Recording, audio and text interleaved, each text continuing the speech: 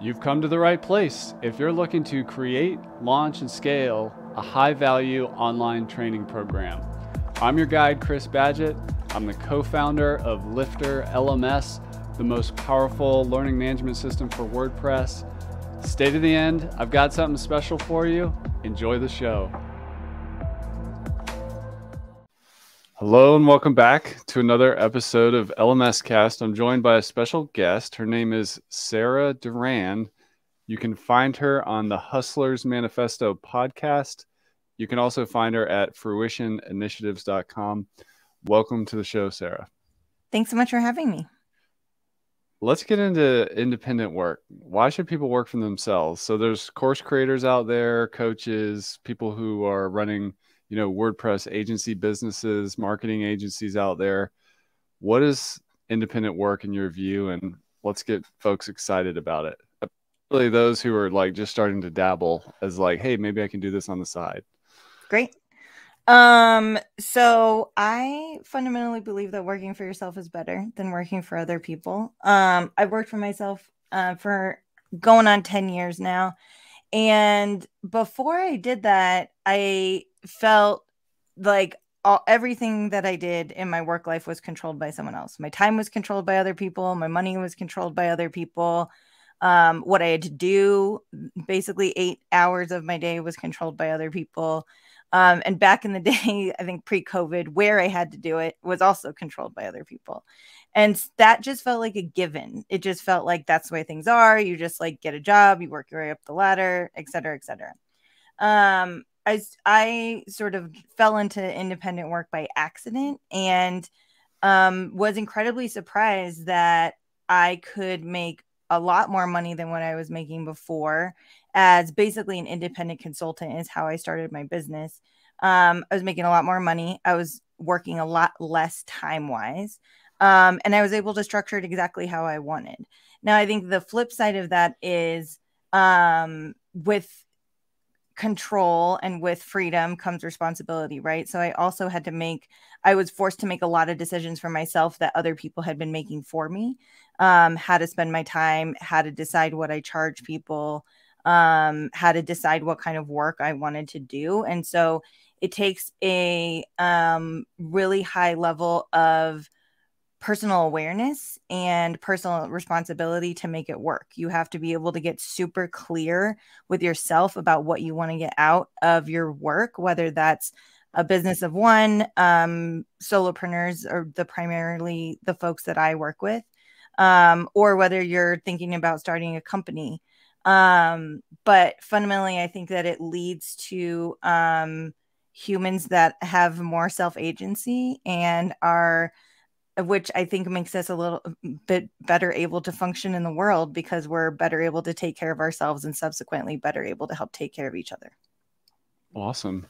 Tell us a little bit about your podcast and newsletter before we go more into goals and ideas and stuff. Sure. So the podcast is really me having conversations with anyone who works independently. And that can look a bunch of different ways. For instance, I had you on the podcast a while back. So that can be anyone from, I would say, like freelancers, solopreneurs, small business owners, coaches, consultants, course creators. I think content creators is sort of this like other category of solopreneurs where you're not necessarily providing like direct service-based business for your clients, but you're providing a way to access that information on your own. I am all like among the various hats that I wear, also have a whole series of courses and content that I use with the freelancers that I work with. And so the podcast is really just talking to people about what it's like to work independently. And a lot of those themes bleed into the newsletter, my Substack. So the articles that I write on my Substack are more sort of like macro level perspectives on all of the topics that are associated with that, whether it's worth, whether it's work, whether it's capitalism, whether it's money, whether it's to rest or not to rest, all those things that sort of factor into that. And then I also put out a roundup at the end of the month where I'm just giving people a bunch of resources that can help them work independently from across all of the different people that I'm connected to that also operate in this space. Awesome. So if you're listening to the podcast right now, add the Hustler's Manifesto for a listen. You can find the one that Sarah did with me. She's got a lot of other great ones on there as well. Let's go back to goal setting and goals. Like it's it's really liberating to like work for yourself and open the doors to your business, but you quickly learn you gotta survive. You gotta not have this end in failure or without traction or just kind of fizzling out. What's your approach to goals as a solopreneur and an independent worker? So I start whenever I'm working on goals with people or working on their business in general. I always start with having people reflect on who they are, what they want to get out of their work, and why they do their work. Which I think are 3 questions that most of us don't spend a lot of intentional time thinking about. And so the first thing for goals is just making sure that you understand the answers to those 3 questions, because I think the first mistake that a lot of us make with goals is that we're setting goals based on what other people want and not what we want. And so I think getting super clear about what you actually want is a skill that most of us don't have for a variety of reasons. We get tricked into doing things that other people want us to want or whatever society wants us to want. And so I think that's the first step, is like figuring out what you want so that you're setting goals based on what you want, what's relevant to you right now. And then the other key thing that I think is important for goals is making sure that you're setting short-term, flexible, short cycle goals. And so I think we get a lot of advice from business gurus or self-help folks out there that are like, think long-term and like make your 5-year plan and all those kinds of things. I think we've learned over the last few years that life is unpredictable, which has always been true, but it has really been driven home for everyone more recently. And so I'm a big proponent of short cycle goals, which means you're really not setting goals any farther than 6 months in advance. You can have like a longer term vision based on like what I said in the beginning about what you want. But you're taking sort of like these not baby steps, but these incremental steps to be able to get there. And the key with goals like that is it only works if you have some sort of system for yourself to check in with them and revisit them really regularly. Because I think the other thing that happens with goals is that we set some sort of year goal on New Year's Day, or we set some sort of 5-year plan, and then we never look at it again. And then we come back to it. I think this is really common when you work for other people and you like have performance reviews. You set some sort of goal in the beginning of the year. You come back to it a year later. No one's ever looked at it since then. And most of the time it's completely irrelevant. Or you've blown it out of the water, or it doesn't matter anymore. Like everything around that goal has shifted. And so I think the key with goals is short to medium term, and then making sure that you're revisiting them super regularly and adjusting as needed. What's your approach with goals that are aspirational versus ones that like, with 100% certainty you can achieve? So for example, I want to get to whatever, 6 figures in revenue. That's an aspirational goal. Whereas like, I'm going to, write 6 pages of my new book every day, or I'm going to work on my course business 4 hours a day. That's something I can do no matter what, but it's on me to do it. But I can't necessarily guarantee I'm going to hit the 6-figure outcome. How do you think about that kind of thing? So the first thing I would say there is I usually coach people not to set numerical goals. So quantitative goals with numbers and deadlines are not really the way that I have people think about their future.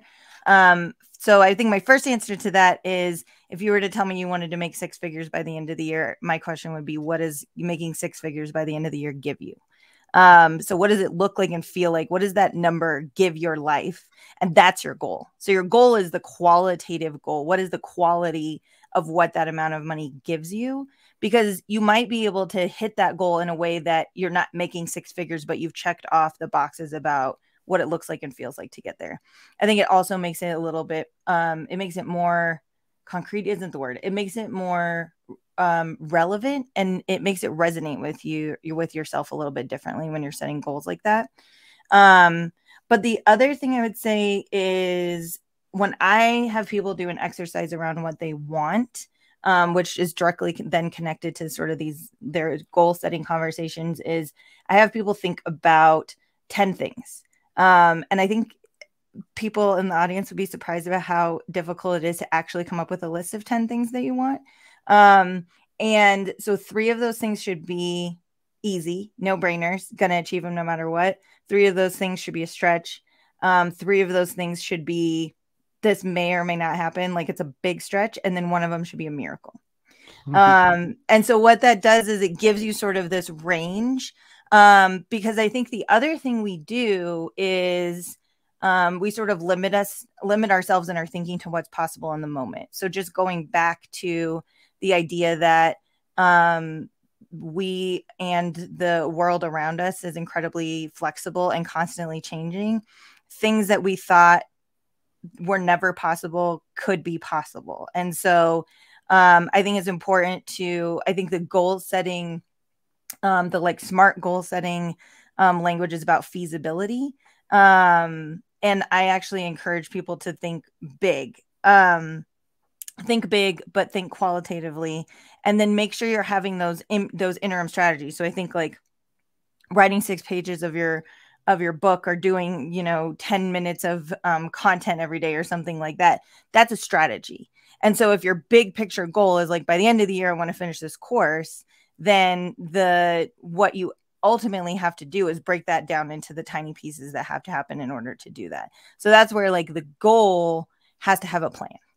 And that is where you sort of get into getting more clear with yourself about what is actually feasible short term, because long term, lots of things could be feasible that you never thought were possible. I like to say that, which is completely true. Most of the best things that happened in my life, I never saw coming. Like you're like, a year ago, would I have said X, Y, and Z? No, absolutely not. Almost every year I look back and I'm like, a year ago, would I have thought that I'd be here? No, absolutely not. And if I had set a goal, I would have actually been limiting myself instead of giving myself the opportunity to grow.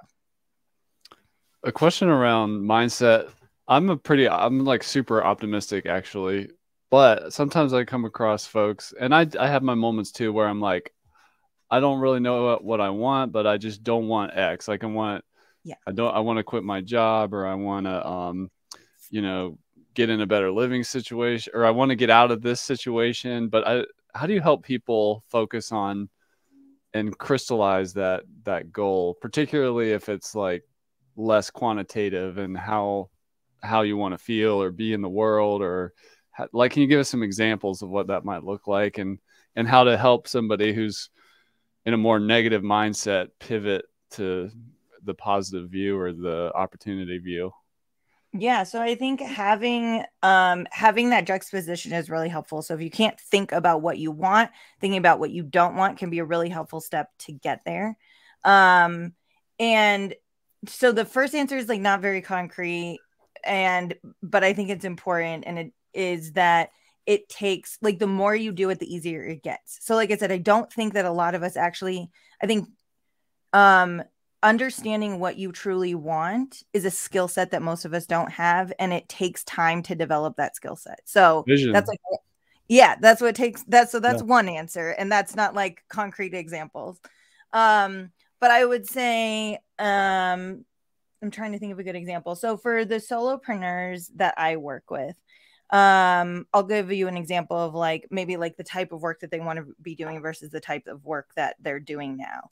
And so that's one example where I think the negative example is actually pretty helpful, where it's like, okay, what kind of clients are you working with right now? What kind of projects are you doing? What are the ways that you're spending your time? And let's just like look at them across the board and see, what do you like? What do you don't like? Another way that I like to do that is like have people look back across the year and say, what are the things that you said you were going to do? And what happened and what didn't happen? And then look at those 2 lists and pull out, like, what are the similarities across the things that did happen and the things that didn't happen? And in the things that did happen camp, there's also things that like you never said you were going to do, but you did anyway. So they weren't on your like goal list or to-do list, but there's like this bucket of things that happened and this bucket of things that didn't happen. What are the commonalities between those two things? And then I see people pull, like, it's different for everyone, but I see people pull things out like, for the things that did happen, I wasn't doing them alone. So I had a partner, I had external accountability. Maybe that's one of the things. For the things that didn't happen, it could be that they didn't actually like plan them out. So that's where like the goal, it feeds into the plan. So I think some of those types of exercises can be really helpful, which is just, again, like starting to really know yourself and how your patterns manifest themselves across the things that you do. Because if we're not taking a conscious step back to look at that stuff, then it just becomes, we get to the end of the year and I'm like, I said I was going to go do 15 things. I didn't do any of those things. And oftentimes when you examine those things, the things that you said you wanted to do, but you didn't do, you didn't really want to do them. So when a lot of times I get to that list and I'm like, what would happen if you just stopped wanting to do those things? Like, just take them off your list. Like the things that roll over your list year after year, your New Year's resolutions that you never get to, maybe let's just get rid of them and like see how that feels next year. So that is a little bit of a roundabout answer. So hopefully that was like an answer. Yeah, that helps. I like what you're saying, how I think there's kind of a misnomer that vision, you're either born with it or not, but you can actually develop it. Totally. And, you know, some people are just trying to survive and make it through the day. And that's a starting point, you know? So, but then you can I've seen people like that transition to having these broad, big visions and making huge impact. Mm-hmm. How about achieving goals? It's one thing to have them, sort of like business ideas. A lot of people have business ideas, but don't achieve them or don't even work in them at all. They just have a lot of ideas. And I think goals and vision are the same. Like, I would love for this to exist in the world, or I have this vision for my life, which is cool, but how do we get it done? How do we get there? So I think there's a couple answers to that question. The first one is really centered around something that I refer to as boss mindset. And this is something that is specific, I think, to people that work for themselves.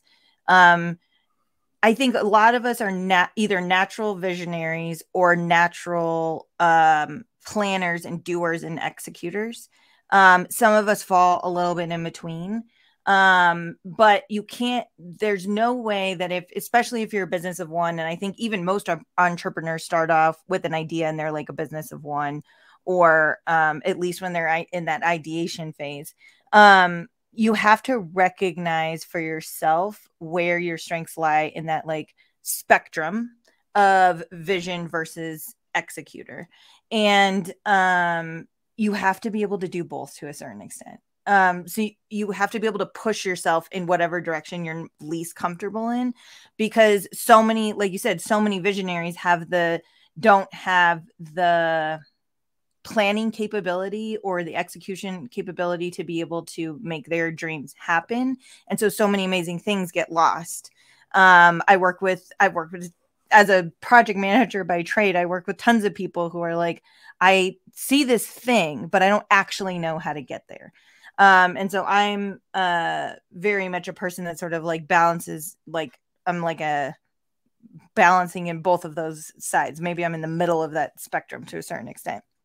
The other thing I would say, which is, it just goes back to what I was saying before, is that like fundamentally, I think a lot of us, when you set goals out on paper and then you're not achieving them, it just goes back to what I said before about like, that might not be the right goal. So I also think there needs to be a little bit of like introspection there about, is that really, really the thing that you want? So maybe you're setting out to say like, I want to create this huge company, and you get down to like what it actually takes to do that. And you never find yourself doing it.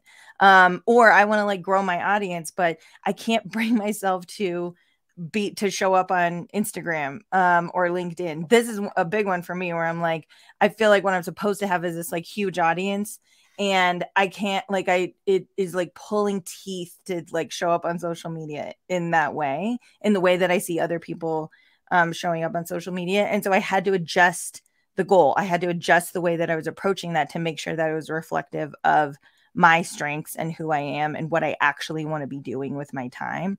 So I think a big piece of that is just like, whether it's the overarching goal or the tactics and strategies that you're using to accomplish it, are they actually aligned with what you like and what you're good at? That's like a big one. And then I think the other one is just like, you got to make a plan. So like a goal isn't going to go anywhere without a plan. And if you're not good at planning, then you should find someone who is. I think a lot of business owners underestimate the power of high level operational expertise. And so you spend a lot of time bringing other people into your company who are visionaries just like you, and then you're hiring people possibly at a lower level who are quote unquote doers or executors. You need to have someone on your leadership team, in your inner circle, who is a doer, who is a planner, who has an operational brain if you don't have one. Awesome. You mentioned you had a course in your method, and also just as a coach and helper yourself, you've developed like a system and a technique. So let's get a little meta as I call it instructional design. As an instructional designer of creating your methods and techniques, tell us about what it is. Like, how do you help solopreneurs unlock scale and growth and all that? Like, what's the method? Great question. So I actually have a background I have a master's in curriculum and instruction. So I have a background in instructional design, which helps me think about this a little bit more systematically, I think. But the way that sorry, a little bit of a twofold question. The way that I design like a ton of courses for the people that I coach. So I have like an overarching method, and then I have a whole series of courses that sort of support the skill sets that people need to be solopreneurs. And the way that I approach that work is really just like watching my own journey and then paying attention to the patterns that I'm seeing in other solopreneurs and freelancers that I work with. So I don't think anyone is an expert at being an entrepreneur, a solopreneur, a freelancer. I think what I have that is a strength of mine that helps me do that is I'm just a student of process and patterns. I just watch for patterns. And then in terms of the method, it really does center around the first thing I always do with people is those 3 big questions in the beginning. So people come to a business coach, or they buy a course and they're trying to fix pieces of their business. So they're trying to fix their systems, or they're trying to fix their services, or they're trying to fix their marketing. And I always take them back to the very beginning where I'm like, why are you doing this?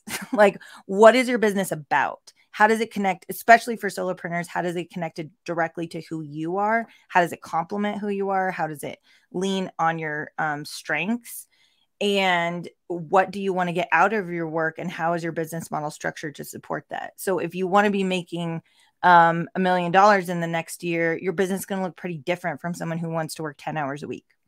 You could totally do both. I think that that's 100% possible, but getting clear on the reasons that you do what you do and what your life needs to get out of it is that very first part.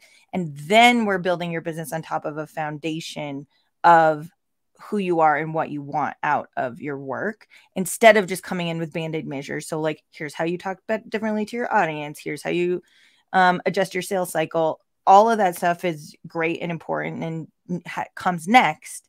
But none of those things are going to work unless you fix the foundation. That's awesome. Tell us about getting more clarity on that vision, because we've been there, we've talked about it a little bit, but I think it holds a lot of people back. Yeah. So just help us even more like crystallize our goals. Sure. and not just borrow one, or that, we heard it's all about making a lot of money, or maybe just give some more examples or scenarios of healthy visions that work for people, that have worked for people. Okay. So maybe I'll give you my example. So when I started my business, it was about, like I said in the beginning, it was about control. Like I was like, I'm done with other people controlling what I do. And then it was also moving away from something. Like it was like, I went away from that. Yeah. Yes, exactly. And so I was moving away from something, and it wasn't until I was able to step outside of that like struggle, that I was able to see a new possibility. So sometimes we're like really stuck in these like struggle, whatever our like current struggle is. Sometimes it's money, sometimes it's time, sometimes it's systems, sometimes it's like relationships, whatever it is.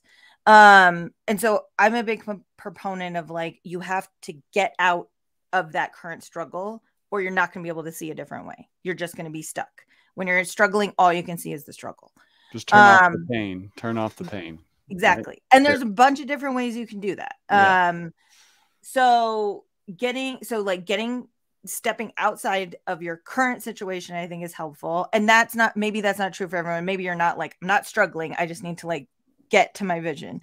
So for me, I quit my job. I started doing contract work.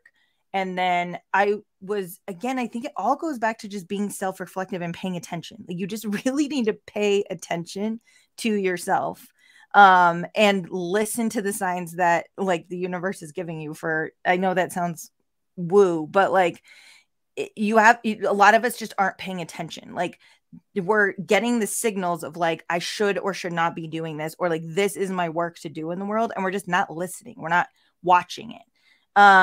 And so for me, the first 5 to 6 years of my business was just about making money and serving my clients.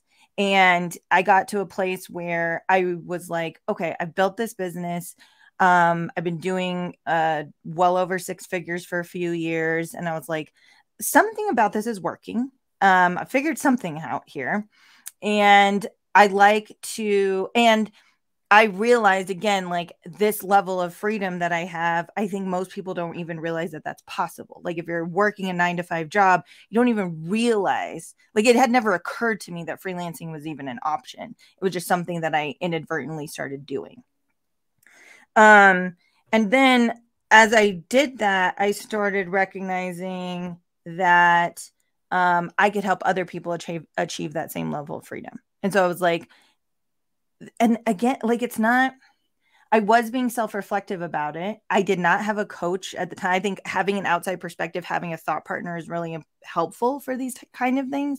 I'm not actually sure that I actually had someone like that at that moment in my life.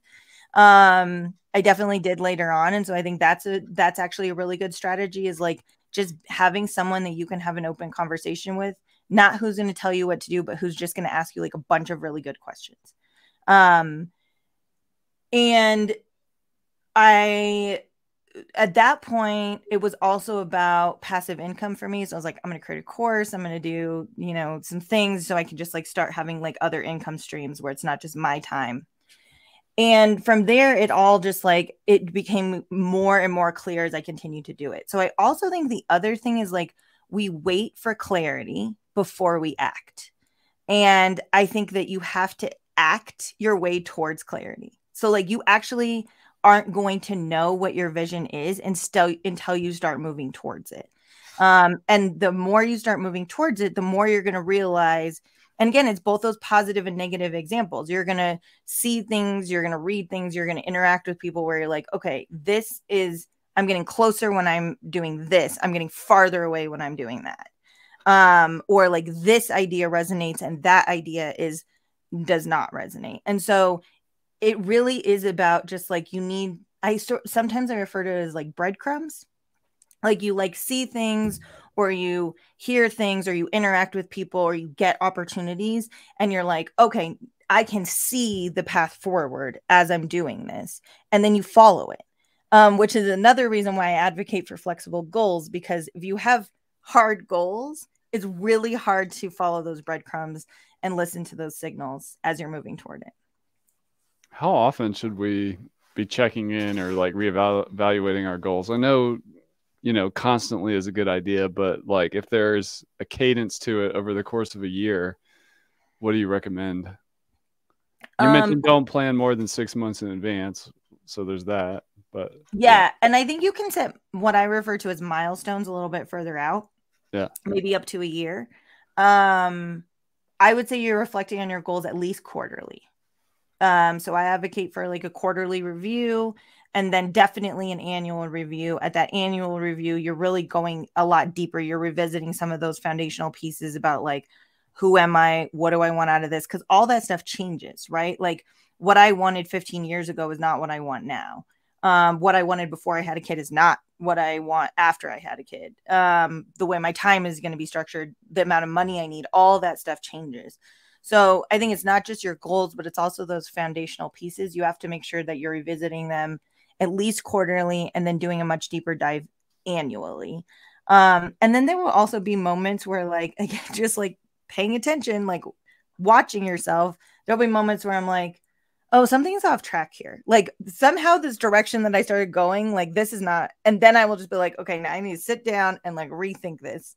So having those like checkpoints at least quarterly and annual, I think is important, but make sure that you're also just paying attention to what you're noticing about the direction that you're moving in. You mentioned for you, you got to a point where you were freelancing and making good money and you wanted to do some passive income projects. And what was, in your vision, what was changing? Was it your goals? Was it like who you were working for, the type of work you were doing? It was more about diversifying income. Like basically at first you want to control. You got the control, you got the freedom. And then what opened up for you next? Like what was that pivot like? Yeah, so I think like on a meta perspective, something that I've been reflecting on a lot is like the more freedom you get, it just opens doors to higher levels of freedom. And so as you realize the amount of freedom that you're able to have, it's like a hierarchy, is like a Maslow's hierarchy. Like you're only going higher. There's no top. Right. And great. Freedom doesn't necessarily mean money. I think money is correlated to freedom, but in a lot of respects because of the society that we live in, but it's not necessarily a one-to-one thing. So for that, it was about two things. I think it was first about that as an independent consultant, you begin to become constrained by the amount of time that you have to give and the amount that you can raise your rates with people. And so I was hitting a glass ceiling in the amount of money that I could make, the amount of clients that I could take on because it was only me. And there are different ways to address that. Could have been outsourcing, could have been hiring other people. And then the other thing was I wanted to have a business that was more resilient and had more different types of income streams than just the client work that I was doing. Nice. Sarah, this has been awesome. Tell us about what you offer. You have a 15-minute call. You've got your podcast. You've got the newsletter. Like, tell us about your suite of offerings there. Sure. So part of my journey over the last year has been getting a lot more focused on my offerings. And so I have a bunch of content and free stuff that I do that anyone can consume, from the podcast to my Substack to my blog. And then the coaching that I offer now is more specifically focused on, I would say, maybe veterans for sure, but I would say at least solopreneurs who have been in business for a couple of years. And so I'm not focusing my services as much on people who are aspiring solopreneurs or brand new solopreneurs, but more people who have been in it for a little while and are coming to what I refer to as a crossroads in their business. So something's not working. You need a little bit of help of figuring out where you're going to take your business and your life next. And that's where I offer a coaching program that is a combination of individual and group coaching, backed up by, like I said, this suite of courses that helps people get the actual skills that they need in order to take their business to their next phase. Nice. And what are the set of skills? Like, yeah, could you go over that? Great question. So some of the courses in the what I refer to as the academy, I have a course on time management, productivity, organizing your time rituals, time blocking. I have a course on money, a course on client acquisition. So how are you getting the right clients in the door? How are you structuring your services? a course on design. So how are you using design principles to design offers, to design client experiences? A course on business planning. So basically like giving solopreneurs a structure to create a business plan that reflects who they serve, the problems that they solve for them, and sort of condenses down their messaging about like, here's what I do and here's who I do it for. I think that might not be all of them, but I think that's like the highlights. You brought it up, so I have to ask, what are some client acquisition tips? You know, a lot of course creators and agencies out there want more clients. Yep. What's your method for getting in there? Give some people some tips, some counterintuitive insights. Well, my counterintuitive insights may not apply to course creators, because my biggest counterintuitive insight for freelancers is to not use funnels of any Okay. type. Do what instead? As a course creator, I do use funnels. Okay. So for my coaching program, I think that kind of methodology actually does work. But I would say the thing that bridges both of those is just getting super clear about who you serve and with the problem that you solve for them, which I think is an ongoing journey. It's something that it's a journey that I've been on for the almost 10 years that I've been in business. For the various pieces of my business, the answer is slightly different, but I wasn't for a long time. I did not have a succinct answer to that question. And I think the clearer you are about who you serve and the problem you solve for them, the more that your message is going to resonate with your audience. The other thing I would say there is back to some of those design principles. You need to be, whatever the answer is to that question, you have to be saying it in the terms of your audience. And so the way you might answer that question, while it is not wrong, may not be the same words that your audience is using to answer that question. And the only way you can know that is to ask them.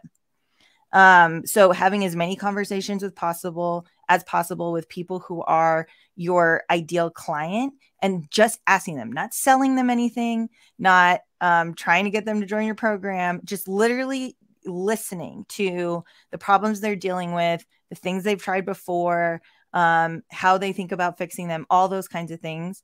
I would say that is also like a really good strategy. That's awesome. That's Sarah Duran. She's at fruitioninitiatives.com. You can find her on the Hustlers Manifesto. Any other ways for people to connect with you and find you online? Nope, I think that's right. Those are the two places where you can basically find everything that I do. You can find me on Instagram at hustlers_manifesto, and feel free to say hi on LinkedIn at Sarah Duran. And if a quick link just to get to my podcast and my Substack is just thehustlersmanifesto.com, all one word. Awesome. Well, thank you for coming on the show, Sarah. We really appreciate all the knowledge bombs and insight. Thanks so much for having me. And that's a wrap for this episode of LMS Cast. Did you enjoy that episode? Tell your friends and be sure to subscribe so you don't miss the next episode. And I've got a gift for you over at LifterLMS.com/gift. Go to LifterLMS.com/gift. Keep learning, keep taking action, and I'll see you in the next episode.